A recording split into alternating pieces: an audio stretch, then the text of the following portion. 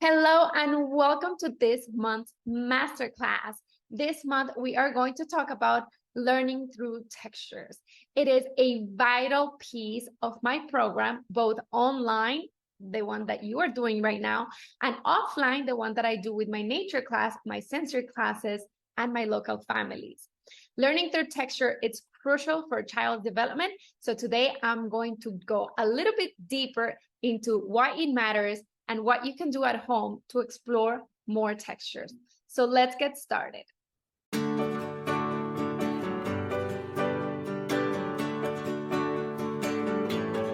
So learning through textures, why it is important. Babies rely heavily on their sense of touch to understand the world. Babies, toddlers, children, actually, we all do. We rely a lot on our senses to try to figure out things that are happening around the world so that we can be alert of what's happening through the sounds that we're hearing, through the things that we're touching, and to be aware of our surroundings. As if the stove or the hot water is too hot, the sense of touch is going to send those signals to the brain so that it tells us, hey, don't touch that water. That water is too hot. So we rely a lot on the senses. And when our children are in the earliest years, between the ages of birth and 5, they are hypersensitive to textures and to sounds and to all of their senses.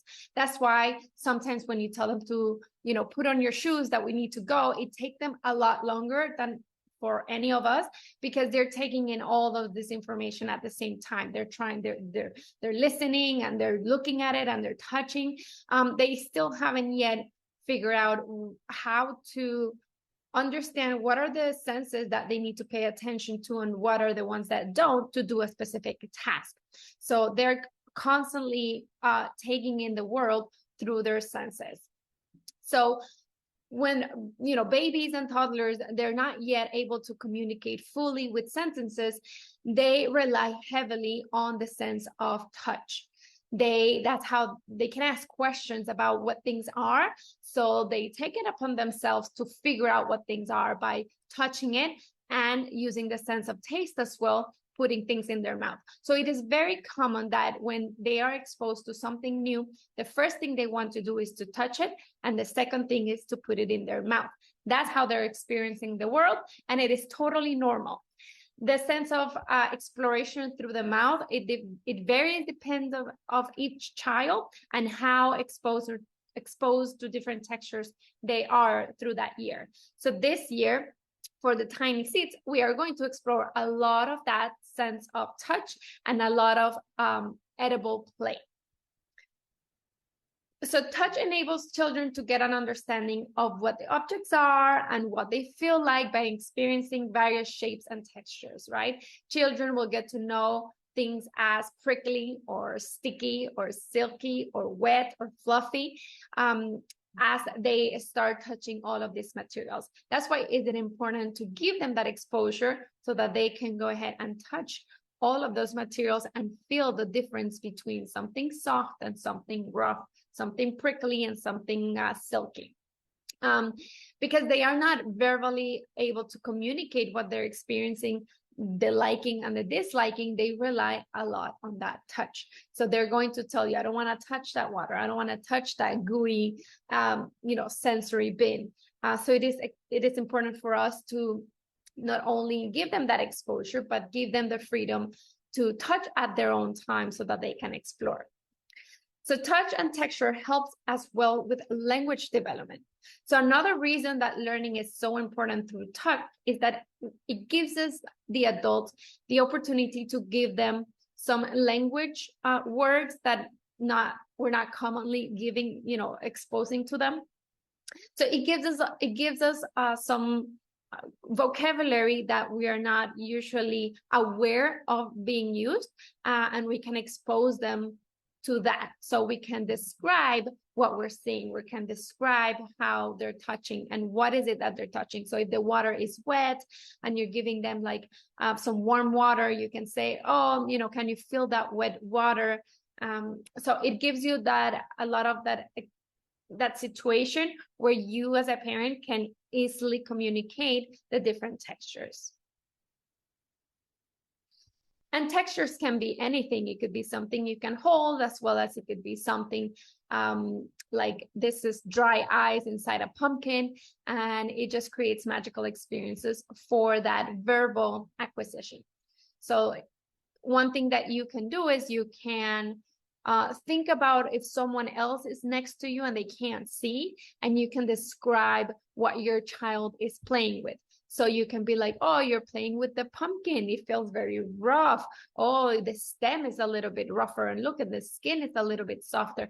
So if you think about you're trying to describe what the child is playing with to someone else, it gives you that verbal communication to ease it up, to provide that vocabulary to your own child. So touch and texture also helps to develop motor skills. And motor skills is something that is very important that we're going to work on all the way through preschool, because it's going to give them those fine motor, those motions in your fingers and in the hands to strengthen those shoulders. So later on, they can write with pencils, they can tie their shoes, they can button their shirts, they can have that coordination of putting a puzzle together and creating that eye-hand coordination, as well as that fine motor skills. A tiny seeds, one of the things that we can do is to go ahead and focus a lot on that fine motor skills, that eye-hand coordination. I don't want you giving them tongues or a lot of supplies. I want you to give them exposure to sensory play using their hands. Lots of hands play so that they can transfer materials with their hands, so they can touch, they can squeeze, they can stack, they can poke. So at this age, that's kind of what we want to do. We want them to expose them to textures, and the way that we want to give them to that is with hands. Be careful with the feet. The feet are very sensible. They're more sensible than the hands. So if you have a sensory bin or something, you don't want to like put their feet in if they're not ready for it, because the feet are more sensible than the hands. So these are different ways that you can help children learn through textures throughout your home and your activities. You can look for books that have textures in them. There's a lot of texture books that have been developed in the last few years that have like sequences and rubber dots and things like that, that they can explore different textures. You can play around at dinner time. So give them lots of finger food that they can eat with their hands. Don't be that mom that is only feeding them with a spoon and you don't want them to get dirty.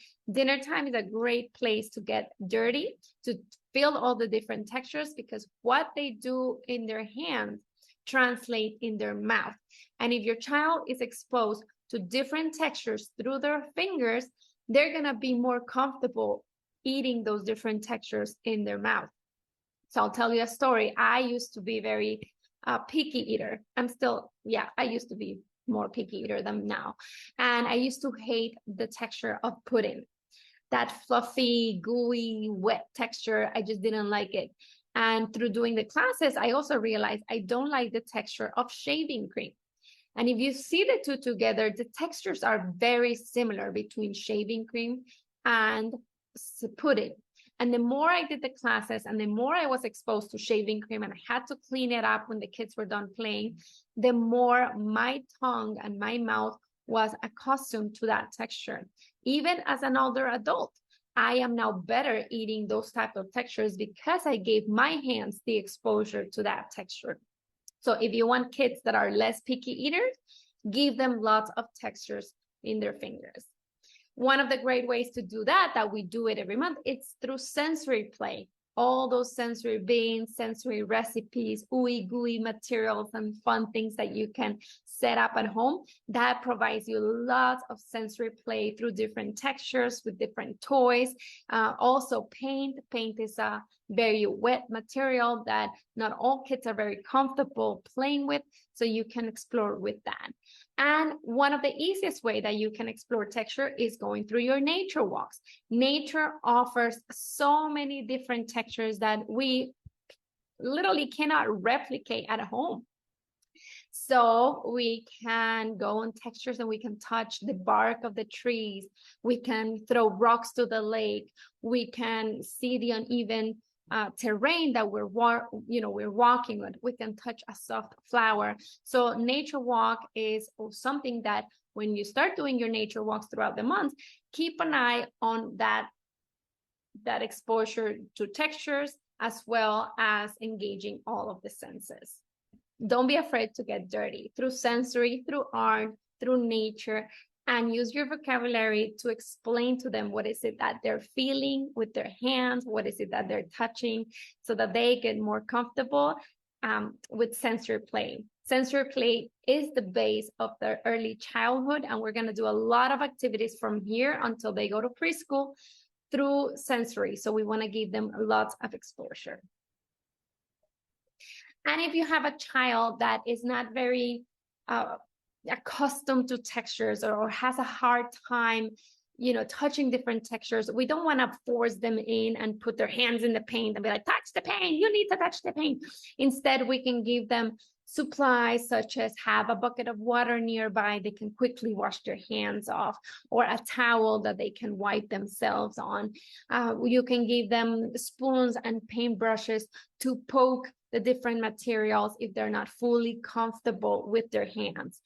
And just because they're not exposed, like they're not used to it now, doesn't mean that that you're going to stop doing it. You have to give them lots of exposure to different textures, especially the edible ones. If your child is still putting things in their mouth, you need to do lots of edible play so that by 18 months, 19 months, they stop putting everything in their mouth because they have outgrown that. They have explored that.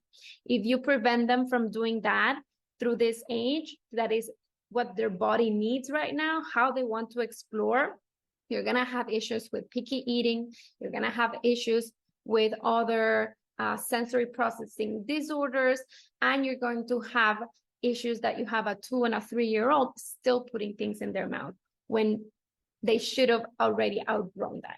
And the way that we support that is we give them lots of that play. So do lots of edible paint, do lots of edible activities. We provide those on the curriculum, but if you go on the blog, kidactivitieswithalexa.com, and you can look for activities by age, so like your 1-year-old or baby, there's lots of edible play activities that you can engage as well. But remember, Nature Walks offers lots of sensory play, and your dinner table offers lots of texture play. So go have fun this month with textures. Let's work on that vocabulary as well, and I'll see you on the next month.